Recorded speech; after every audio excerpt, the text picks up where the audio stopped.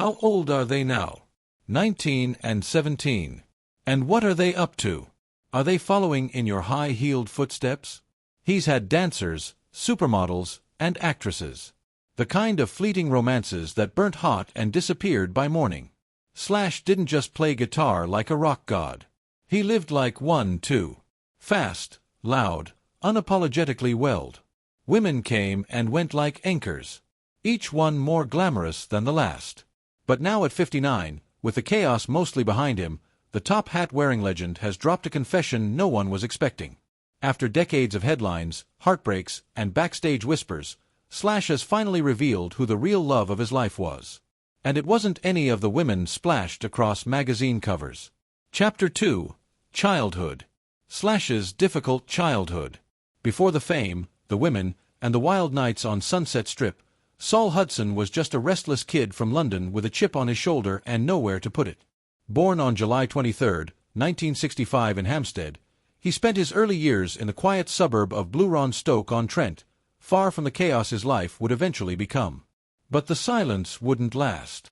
At age 6, Saul left behind the rainy streets of England and followed his mother across the Atlantic to Los Angeles, California, where the world around him and inside him shifted completely. His roots were anything but typical.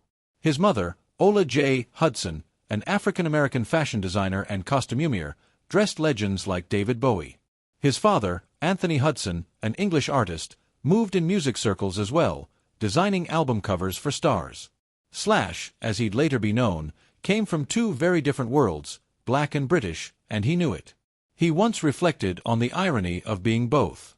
How British musicians often imitated black Americans. While black American artists seemed to chase British cool for him, it wasn't an identity crisis. It was fuel.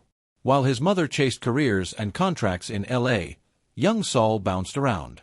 First raised by his father and grandparents in Stoke, he later rejoined his mother in the U.S. only to watch his parents separate in 1974.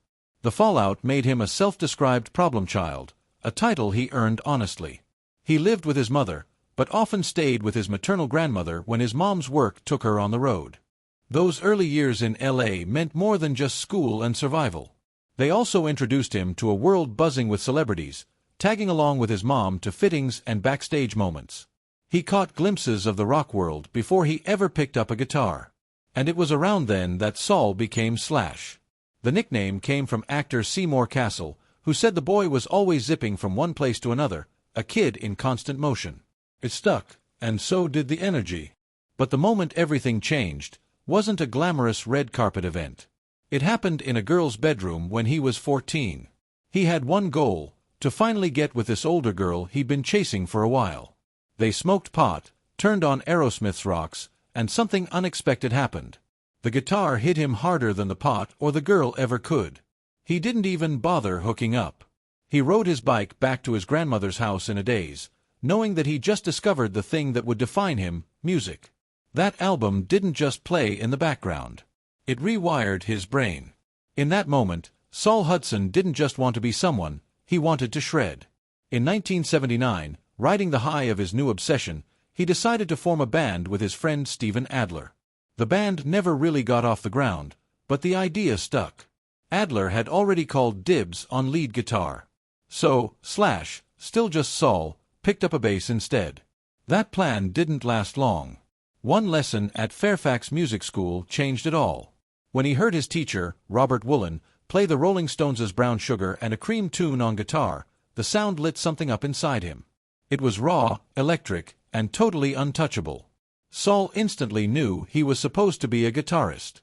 Armed with a flamenco guitar gifted by his grandmother, he began taking classes. His first real breakthrough was learning Come Dancing from Jeff Beck's Wired album, an experience he later described as F***King Awesome. At that point, Slash ditched his BMX bike even though he was a champion rider and threw himself into guitar like a man possessed. He practiced up to 12 hours a day, fingers blistering, ears ringing, but heart full. There was no plan B. School barely held his attention. He attended Beverly Hills High alongside future legends like Lenny Kravitz and drummer Zorro. But while most students were still figuring themselves out, Slash had already made a pact with his guitar. This was it. This was the way out. From a chaotic childhood split between continents, backstage glamour, and personal chaos, Slash didn't just stumble into music. He chased it down with everything he had. Like a man running from fire only to find his salvation in the flames. Slash's music career. By 1981, Slash wasn't just dabbling in music. He was Alan. He joined his first band, Titus Sloan, and dropped out of high school to hit the road. There was no turning back.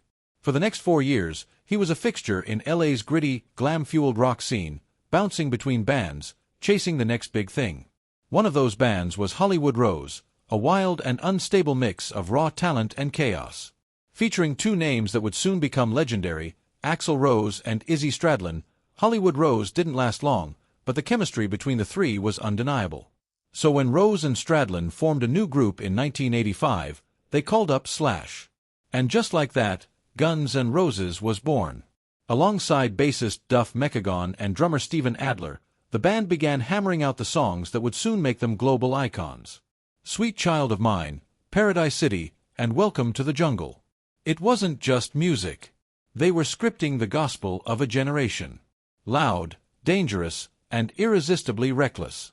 By 1986, they had landed a deal with Geffen Records, and in July 1987, Appetite for Destruction exploded onto the scene. It didn't just shake up the charts, it shattered them. The album became the best-selling debut of all time in the US, eventually moving over 30 million copies worldwide.